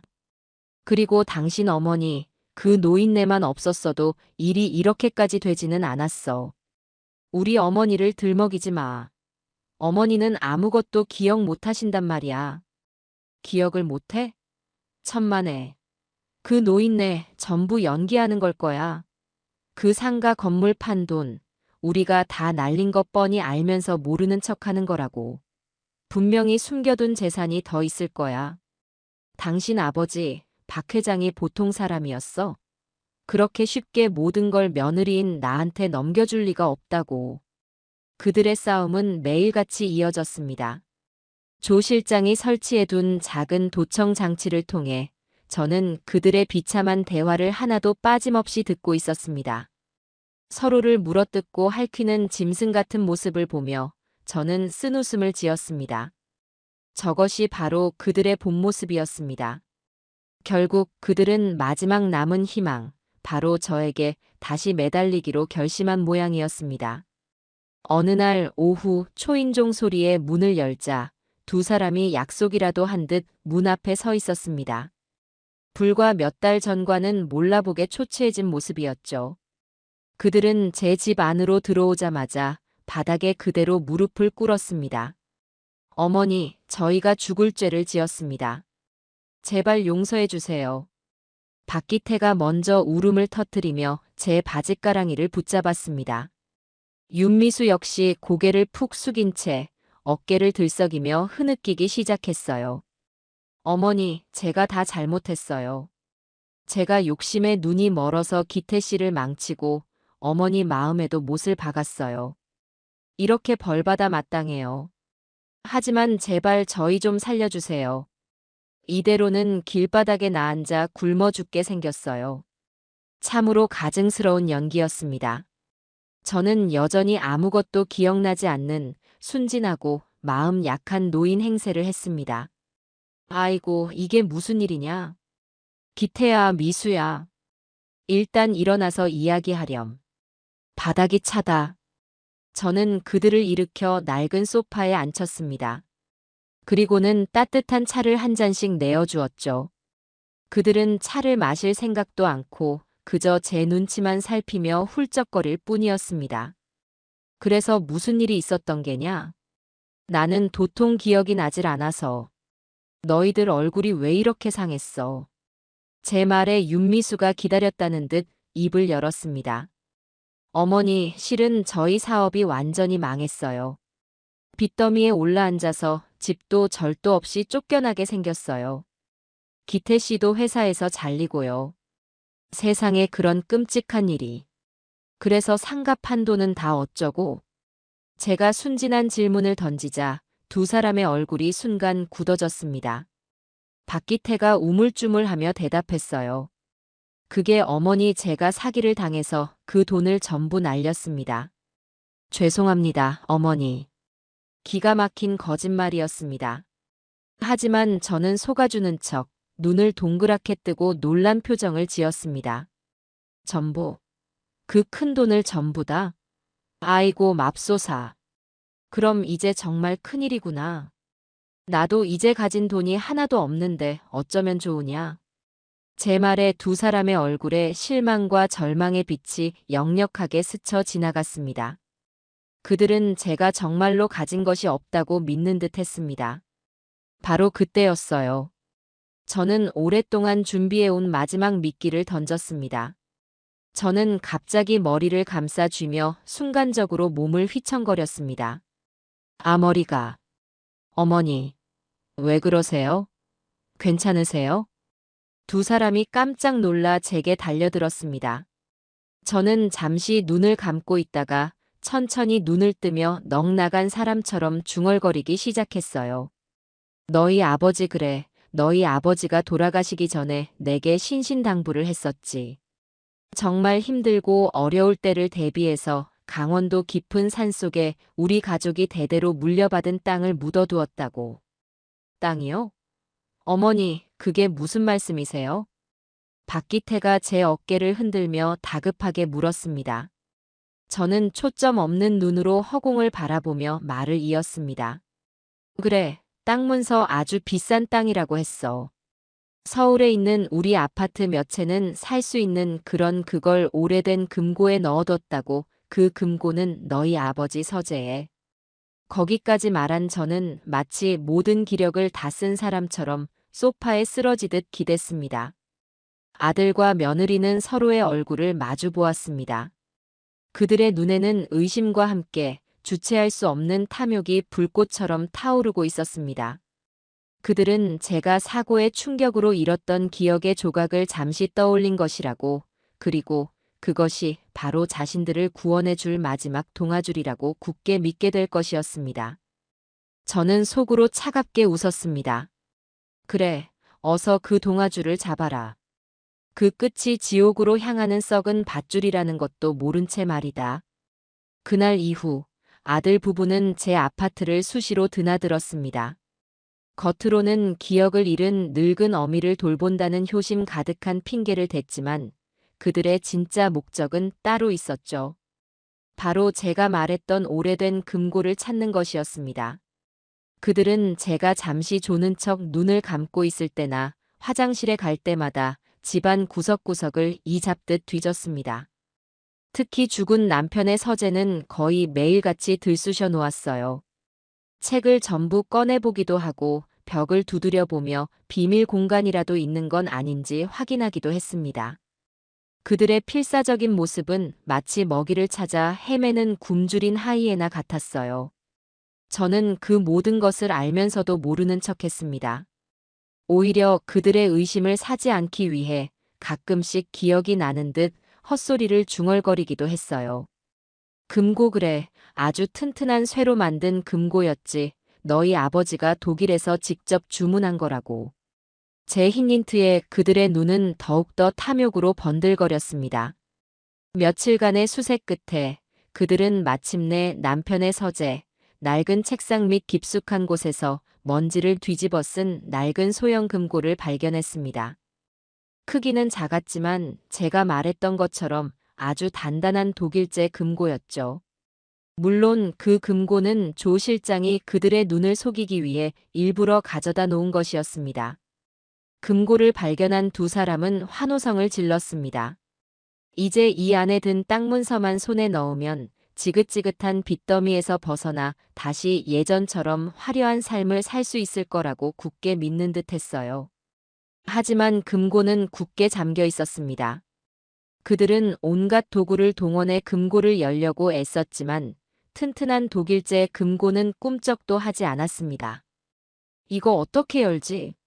열쇠 수리공을 부를 수도 없고. 부수자. 망치 가져와. 어떻게든 부숴서 열어야 해. 그들은 결국 망치와 정을 이용해 금고를 부수기 시작했습니다. 제가 조 실장의 부축을 받으며 병원 검진을 핑계로 집을 비운 사이 제 집에서는 한밤중에 쇠를 두들기는 요란한 소리가 울려 퍼졌습니다. 그들은 자신들의 마지막 희망이 담겨 있을지도 모르는 그 금고를 열기 위해 이웃의 시선 따위는 아랑곳하지 않았어요. 몇 시간의 사투 끝에 마침내 쾅 하는 소리와 함께 찌그러진 금고 문이 열렸습니다. 땀으로 흠뻑 젖은 박기태와 윤미수는 서로를 마주보며 감격의 미소를 지었습니다. 그리고는 떨리는 손으로 금고 안을 들여다보았죠. 하지만 그들을 기다리고 있었던 것은 수백억 원짜리 땅 문서가 아니었습니다. 금고 안은 텅 비어 있었고 그 가운데에는 아주 작은 USB 메모리 하나만이 덩그러니 놓여 있었을 뿐입니다. 이게 뭐야? 윤미수의 목소리가 허탈하게 울려 퍼졌습니다. 박기태 역시 눈앞의 상황을 믿을 수 없다는 듯 멍한 표정으로 USB를 집어들었습니다. 땅 문서는 어디 있고 왜 이런 게 들어있는 거야? 혹시 이 안에 땅 문서 파일이 들어있는 거 아닐까? 아버님은 첨단 기술 같은 거에 관심 많으셨잖아. 윤미수의 말에 박기태는 일말의 희망을 걸고 고개를 끄덕였습니다. 그들은 자신들이 챙겨온 낡은 노트북에 서둘러 USB를 꽂았습니다. 화면에 마지막 선물이라는 이름의 파일 하나가 나타났습니다. 박기태는 마른 침을 삼키며 떨리는 손으로 파일을 클릭했습니다. 바로 그 순간이었습니다. 노트북 스피커를 통해 지옥의 목소리 같은 익숙한 음성이 터져 나왔습니다. 아주 깊은 산속에 쥐도 새도 모르게 버리고 와요. 다신 서울로 돌아올 생각 못하게. 이 일만 해주면 내가 약속한 돈은 물론이고 평생 먹고 살 돈까지 챙겨줄게요. 그것은 바로 윤미수 자신의 목소리였습니다. 최진우 기사에게 범행을 지시하던 그날의 통화 내용이 한치의 오차도 없이 선명하게 흘러나오고 있었어요. 윤미수와 박기태의 얼굴은 순식간에 새하얗게 질려버렸습니다. 이게 어떻게? 윤미수는 겁에 질려 뒷걸음질 쳤습니다. 통화 내용에 이어 블랙박스 음성 파일이 재생되기 시작했습니다. 최진우 기사가 모든 것을 고백하는 목소리, 제가 놀라서 소리치는 목소리, 그리고 이어서 세상을 뒤흔들었던 덤프트럭의 충돌음과 차가 낭떠러지로 굴러떨어지는 끔찍한 소음까지. 모든 진실이 담긴 그날의 기록이 좁은 아파트 안을 가득 채웠습니다. 두 사람은 공포에 질려 서로를 바라보았습니다. 이제야 모든 것을 깨달은 것이죠. 제 기억 상실은 모두 연기였으며 이 모든 것이 저를 해치려 했던 그들을 향한 치밀하게 계획된 복수극이었다는 사실을요. 함정이었어 처음부터 전부다. 박기태가 절망적인 목소리로 중얼거리는 순간 아파트 현관문이 소리 없이 열렸습니다. 그리고 그곳에는 더 이상 기억을 잃은 병약한 노인이 아닌 차갑고 단단한 눈빛에 제가 서 있었습니다. 제 옆에는 조 실장과 제복을 입은 경찰들이 함께였죠.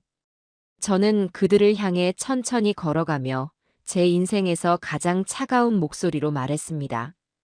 이제 연극은 끝났다. 너희들을 위한 지옥의 막이 올랐을 뿐이지. 제 말에 윤미수는 그 자리에 주저앉아 비명을 질렀고 박기태는 모든 것을 포기한 듯 고개를 떨구었습니다.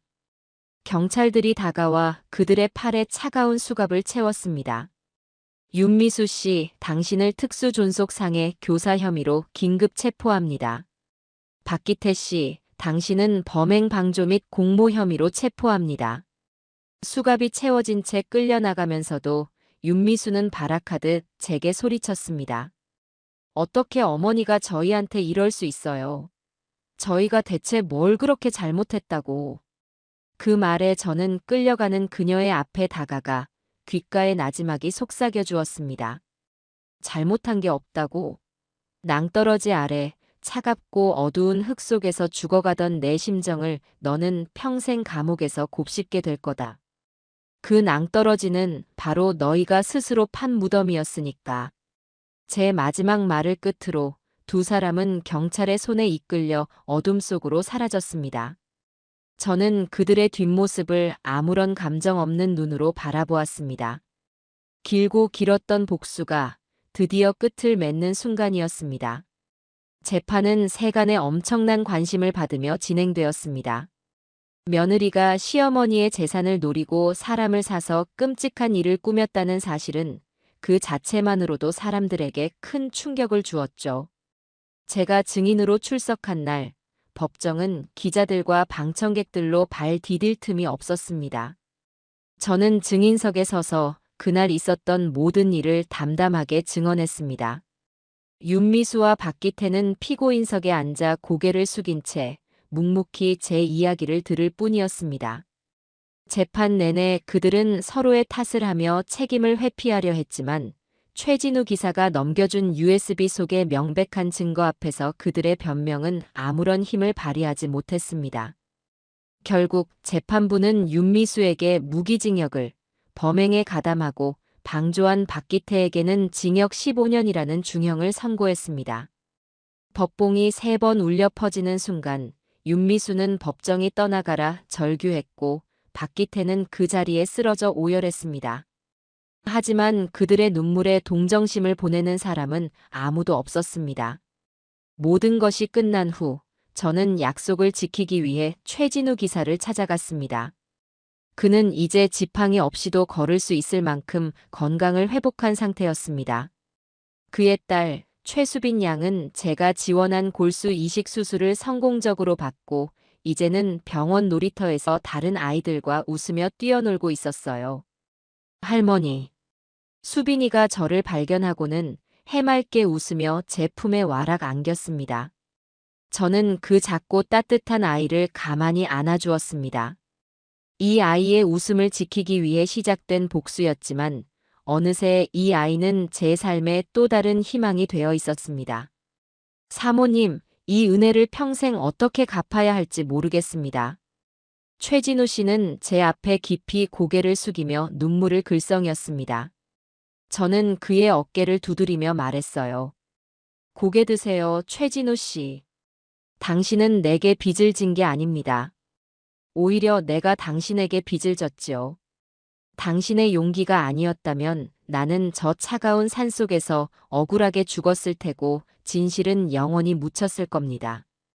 그러니 이제 빚 같은 건 생각하지 말고 수빈이 옆에서 좋은 아빠로 행복하게 살아주세요.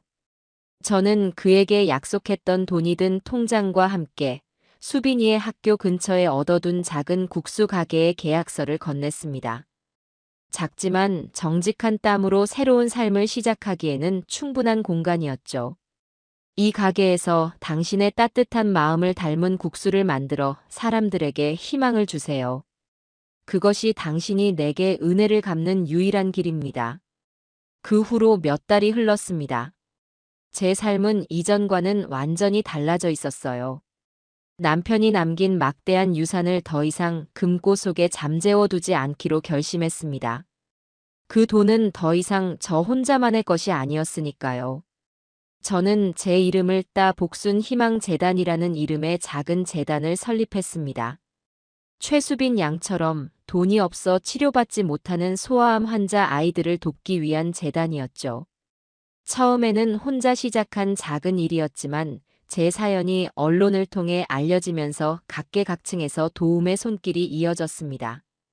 조 실장은 평생의 경험을 살려 재단의 든든한 살림꾼이 되어 주었고, 최진우 씨는 주말마다 가게 문을 닫고 재단 일이라면 발벗고 나서서 도왔습니다.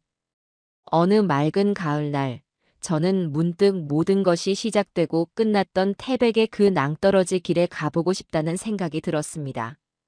걱정하는 조 실장에게 저는 아픈 기억을 지우러 가는 게 아니라 새로운 시작을 확인하러 가는 것이라고 말했습니다. 태백으로 향하는 차창 밖으로 평화로운 가을 풍경이 스쳤고 마침내 도착한 사고 현장은 과거에 끔찍했던 흔적은 온데간데 없이 평온하기만 했습니다. 새로 세워진 하얀 가드레일은 마치 아무 일도 없었다는 듯 고요했습니다. 저는 가드레일에 기댄 채 낭떠러지 아래를 가만히 내려다보았습니다. 그날의 절망적인 순간들이 떠올랐지만 더는 두렵지 않았습니다. 그저 아주 오래전 이야기처럼 아득하게만 느껴질 뿐이었어요. 그 지옥의 문턱에서 저를 다시 살게 한 것은 무엇이었을까요? 처음에는 복수심이라 믿었지만 이제는 알 것 같았습니다. 저를 진정으로 구원한 것은 미움이 아니었습니다. 그것은 바로 딸을 위해 악마와 거래했지만 마지막 순간 인간의 도리를 저버리지 않았던 한 아버지, 최진우 씨의 용기였습니다. 그의 작은 양심의 불씨가 저를 살렸고 그 덕분에 시작된 복수의 과정 속에서 저는 역설적으로 인간에 대한 희망을 다시 발견했습니다. 세상은 추악한 욕망으로 가득한 곳만은 아니라는 것을요. 복수는 제 삶의 종착역이 아닌 새로운 출발점이었습니다. 핏줄로 이어진 아들을 잃었지만 마음으로 이어진 새로운 가족들을 얻었고 남편이 남긴 돈이 아이들의 웃음 속에서 살아 숨쉬는 희망이 될 수 있음을 깨달았죠. 그때 시원한 바람이 불어와 제 안에 남은 마지막 분노의 앙금까지 씻어내는 듯 했습니다. 사모님, 이제 돌아가실까요? 어느새 곁으로 다가온 조 실장이 물었습니다. 저는 그를 보며 잔잔하게 미소 지었습니다. 그래요, 돌아갑시다. 서울로. 아직 우리가 할 일이 많잖아요. 길고 길었던 복수는 끝났지만 저의 새로운 인생은 바로 이곳, 절망의 끝에서 다시 시작되고 있었습니다.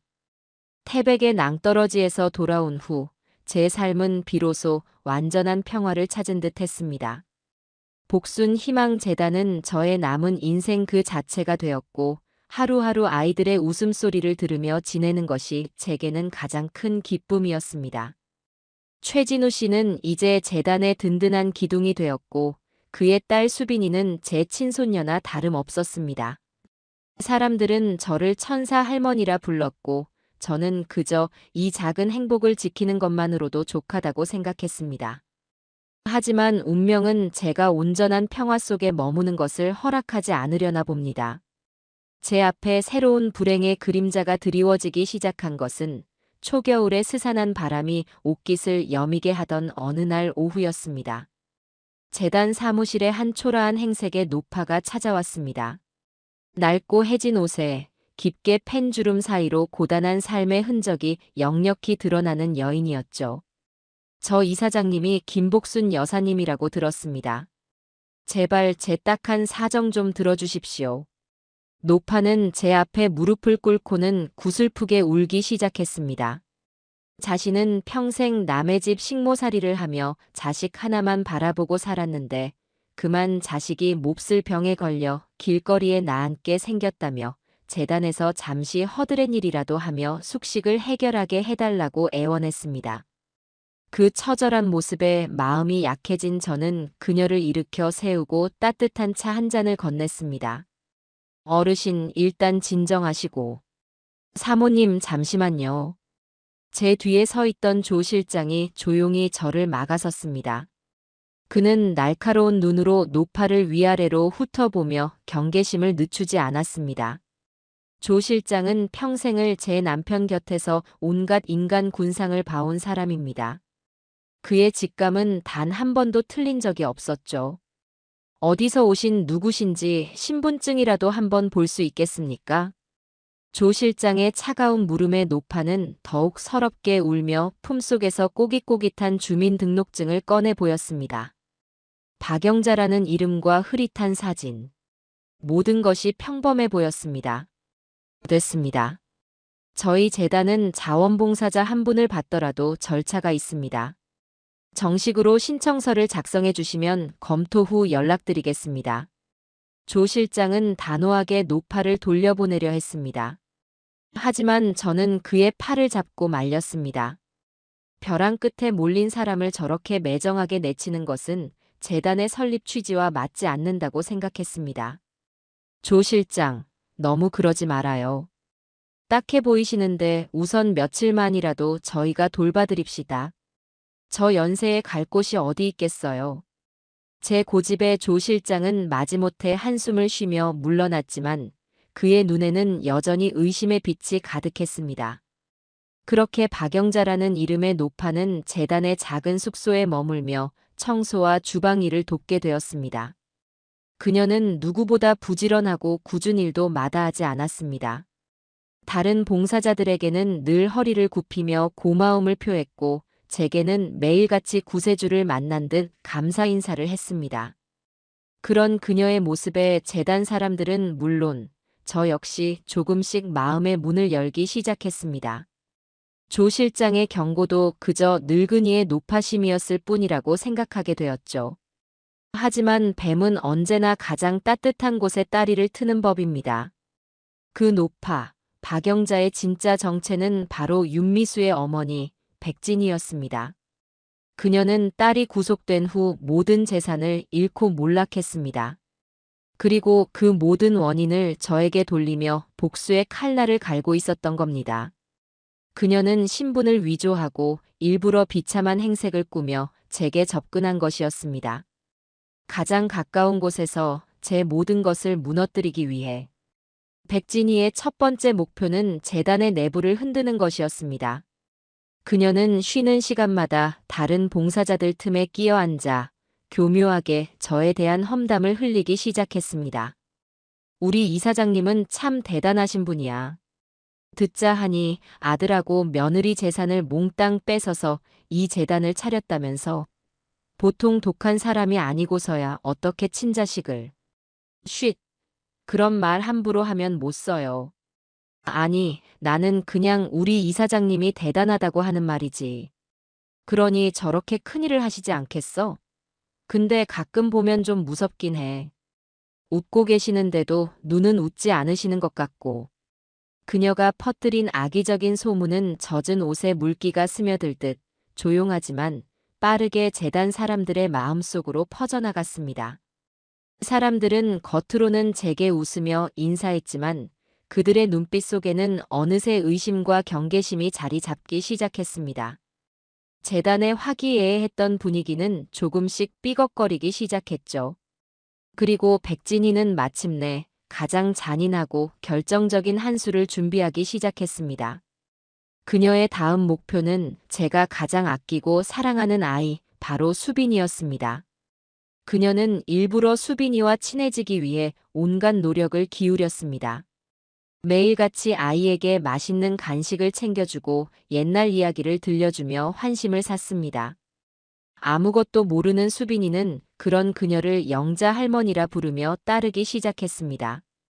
어느 날 오후 백진이는 재단 놀이터에서 혼자 그네를 타고 있는 수빈이에게 다가갔습니다.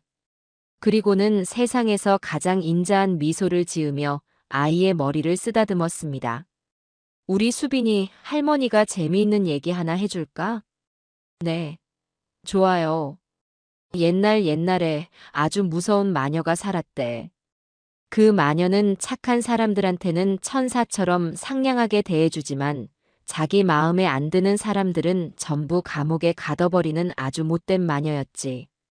백진이는 동화인 척 교묘하게 저를 마녀에 빗대어 이야기하기 시작했습니다. 그녀의 이야기가 계속될수록 수빈이의 얼굴에서는 점점 웃음기가 사라지고 있었습니다. 그런데 그 마녀한테는 아주 예쁜 공주님이 하나 있었는데 마녀가 그 공주님을 너무너무 미워했대. 그래서 늑대를 시켜서 공주님을 깊은 숲속에 버리고 오라고 시켰지. 우리 수빈이는 그 공주님이 누군지 아니? 백진이는 수빈이의 눈을 똑바로 바라보며 악마처럼 속삭였습니다. 그 공주님 이름이 바로 윤미술에. 그리고 그 못된 마녀는 그 순간이었습니다. 그 모습을 멀리서 지켜보고 있던 최진우 씨가 무서운 기세로 달려왔습니다. 그는 백진이의 팔을 거칠게 잡아채며 수빈이에게서 떼어놓았습니다. 당신, 지금 내 딸한테 무슨 짓이야? 아이고, 최 선생. 왜 이래요? 나는 그냥 우리 수빈이한테 옛날 이야기. 닥쳐. 당신이 누군지 내가 모를 줄 알아? 당신 윤미수 엄마 맞지? 최진우 씨의 일갈에 백진이의 얼굴이 시퍼렇게 굳어졌습니다. 저는 그 소란을 듣고 사무실에서 뛰쳐나왔습니다. 모든 상황을 파악하는 데는 그리 오랜 시간이 걸리지 않았습니다. 제 온몸의 피가 차갑게 식는 듯 했습니다. 저 여자가 감히 내 아이를 상대로 저런 끔찍한 짓을 벌였다는 사실에 이성의 끈이 끊어지는 것 같았습니다. 당신 대체.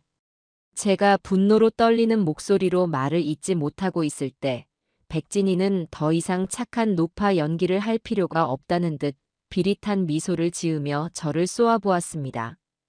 이제 알았나, 김복순? 그래, 나 윤미수 엄마다. 네가 내 딸 인생을 망가뜨렸으니 나도 네가 가장 소중하게 생각하는 것들을 하나씩 아주 처참하게 부숴줄 거야. 이건 시작에 불과해. 그녀는 제게 저주를 퍼붓고는 미친 사람처럼 웃으며 재단을 뛰쳐나갔습니다. 저는 그 자리에 얼어붙은 채 공포에 질려 울고 있는 수빈이를 그저 바라볼 수밖에 없었습니다. 평화는 산산조각 났습니다. 지옥의 악귀가 제 자비심을 먹고 자라나 이제 제 심장을 향해 이빨을 드러내고 있었습니다. 백진이가 정체를 드러내고 사라진 후 재단은 한바탕 폭풍이 휩쓸고 지나간 듯 뒤숭숭했습니다. 봉사자들은 서로를 의심의 눈초리로 바라보았고 그동안 백진이가 퍼뜨렸던 악의적인 소문들은 이제 걷잡을 수 없는 괴물이 되어 재단 전체를 집어삼키려 하고 있었습니다. 하지만 저는 주저앉아 있을 수 없었습니다. 수빈이가 받은 상처를 보듬어주는 것이 먼저였고 저를 믿고 의지하는 사람들을 지켜내야만 했습니다. 조 실장, 최진우 씨. 이제부터 전쟁입니다. 백진이 그 여자가 어떤 수법으로 나올지 모르니 재단 주변 경계를 강화하고 모든 출입자를 철저하게 확인해 주세요. 그리고 언론 동향도 예의주시해야 합니다. 분명히 언론을 이용해 우리를 공격해 올 겁니다. 제 예상은 정확했습니다.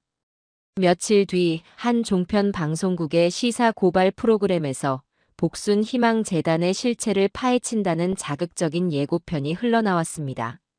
예고편 영상에는 백진이가 눈물을 흘리며 인터뷰하는 장면이 담겨 있었죠. 제 딸은 희생양일 뿐입니다.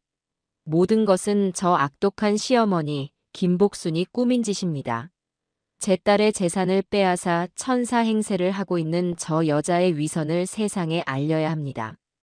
방송이 나가기 전부터 인터넷은 들끓기 시작했습니다. 백진희의 거짓 눈물에 동정하는 여론이 형성되었고, 저는 순식간에 자식을 잡아먹은 비정한 어미, 위선적인 자선사업가로 낙인 찍혔습니다. 재단의 후원은 모두 끊겼고 사무실 앞에는 매일같이 저를 비난하는 사람들이 몰려와 시위를 벌였습니다. 괜찮으십니까, 사모님? 조 실장은 굳은 얼굴로 제 안색을 살폈습니다. 저는 창밖을 가득 메운 성난 군중들을 물끄러미 바라보며 조용히 입을 열었습니다. 나는 괜찮아요. 하지만 저 사람들 손에 들린 피켓에 우리 아이들의 이름이 오르내리는 것은 참을 수가 없군요. 방송국에 연락하세요. 저 프로그램 생방송으로 진행한다고 했지요? 저도 그 자리에 나가겠다고 전해요. 사모님, 그건 너무 위험합니다. 저들이 파놓은 함정에 제 발로 걸어 들어가는 셔나 마찬가지입니다. 조 실장과 최진우 씨가 극구 저를 말렸지만 제 결심은 단호했습니다. 함정인 줄 압니다. 하지만 호랑이를 잡으려면 호랑이 굴로 들어가야지요. 그리고 이번에는 나 혼자 들어가지 않을 겁니다. 저는 최진우 씨를 바라보며 나지막이 말했습니다. 최진우 씨, 당신의 도움이 필요해요. 당신만이 할 수 있는 일입니다. 방송 당일, 저는 굳은 결심을 하고 방송국으로 향했습니다. 스튜디오 안은 팽팽한 긴장감이 감돌았습니다. 제 맞은편에는 백진이가 세상에서 가장 불쌍한 피해자인 양 하얀 소복 차림으로 앉아 있었습니다. 방송이 시작되고 진행자는 예상대로 저를 몰아세우기 시작했습니다. 김복순 이사장님, 정말 며느님의 재산을 모두 빼앗아 재단을 설립한 것이 맞습니까? 지금이라도 진실을 말씀해 주십시오. 그것은 제가 입을 열려는 순간 백진이가 기다렸다는 듯이 오열하며 말을 가로챘습니다. 진실이요? 진실은 저 여자가 제 딸을 감옥에 보냈다는 겁니다. 하나뿐인 제 딸. 그 아이가 지금 차가운 감방에서 얼마나 고통스러워하고 있는지 아십니까? 백진이는 손수건으로 눈물을 찍어내며 방청석을 향해 동정을 호소했습니다. 방청석에서는 여기저기서 혀를 차는 소리와 저를 향한 비난의 목소리가 터져 나왔습니다. 모든 것이 백진이와 방송국이 짜놓은 각본대로 흘러가고 있었습니다. 저는 그저 묵묵히 그 모든 비난을 온몸으로 받아내고 있었습니다. 어머니, 어머니, 제가 잘못했어요. 바로 그때였습니다. 스튜디오 뒤편에서 한 여자의 절규가 터져 나오며 모든 사람들의 시선이 그쪽으로 쏠렸습니다. 한 젊은 여인이 아이의 손을 잡고 비틀거리며 무대 위로 올라오고 있었습니다. 그녀는 재단의 도움을 받고 있던 미혼모 미니 씨였습니다. 얼마 전 그녀의 아이가 급성 심근염으로 당장 심장 이식 수술이 필요하다는 진단을 받았고 저희 재단에서 수술비 전액을 지원하기로 약속했던 터였습니다. 미니 씨는 울면서 백진이 앞에 무릎을 꿇었습니다. 할머니, 죄송하지만 이건 돌려드리겠습니다. 저는 못하겠습니다. 아무리 저희 형편이 어렵고 돈이 급해도 제 아들 목숨을 살려주신 은인인데 어찌 그 은혜를 원수로 갚겠습니까? 너 지금 무슨 소리를 하는 거야? 백진희의 얼굴이 새하얗게 질렸습니다. 미니 씨는 울먹이며 품속에서 작은 녹음기 하나와 돈 봉투를 꺼내 제작진에게 건넸습니다. 이틀 전에 이 할머니가 저를 찾아왔어요. 그러고는 이 돈을 주면서 오늘 이 방송에 나와서 김복순 이사장님이 자기 아이 치료비를 빌미로 자신을 협박했다는 거짓 증언을 해달라고 시켰어요. 그러면 아이 치료비는 물론 평생 먹고 살 돈을 주겠다고요. 제가 잠시 돈에 눈이 멀어 나쁜 마음을 먹었습니다. 정말 죄송합니다, 이사장님. 미니 씨의 충격적인 고백에 스튜디오는 얼어붙었습니다. 모든 사람들의 시선이 이제는 경멸과 분노로 바뀌어 백진희에게로 향했습니다. 제작진이 건네받은 녹음기를 재생하자 스튜디오 안에는 백진희가 미니 씨에게 거짓 증언을 사주하는 추악한 목소리가 생생하게 울려 퍼졌습니다. 너는 그냥 내가 시키는 대로만 하면 돼. 김복순 그 여자가 네 아픈 아들 목숨 가지고 돈 내놓으라고 협박했다고 울면서 말하기만 하면 된다고. 알았어? 이 모든 것은 제가 최진우 씨에게 부탁했던 일이었습니다. 저는 백진희가 분명 재단의 가장 약한 고리를 공격해 올 것이라 예상했습니다. 그래서 최진우 씨에게 부탁해 경제적으로 가장 어려움을 겪고 있던 미니 씨를 남몰래 보호하고 지켜보게 했던 겁니다. 제 예상대로 백진희는 미니 씨에게 접근했고 최진우 씨는 그 모든 과정을 미니 씨의 동의 하에 녹음하고 있었던 겁니다. 저건 모함이야. 내가 안 그랬어. 백진희는 발악하며 소리쳤지만 이미 엎질러진 물이었습니다. 그녀의 거짓 눈물 뒤에 숨겨진 추악한 진실이 만천하에 드러나는 순간이었습니다. 이제 심판의 시간이었습니다. 생방송 스튜디오는 그야말로 아수라장이었습니다. 방청객들은 백진희를 향해 악마다, 천벌을 받을 년 이라며 고성을 질렀고 기자들은 일제히 그녀를 향해 카메라 플래시를 터뜨렸습니다. 당황한 방송사 측은 황급히 광고 화면으로 전환했지만 이미 모든 진실은 전 국민에게 생생하게 전달된 후였습니다. 이건 조작이야. 김복순 저 여자가 돈으로 저것들을 매수한 거라고.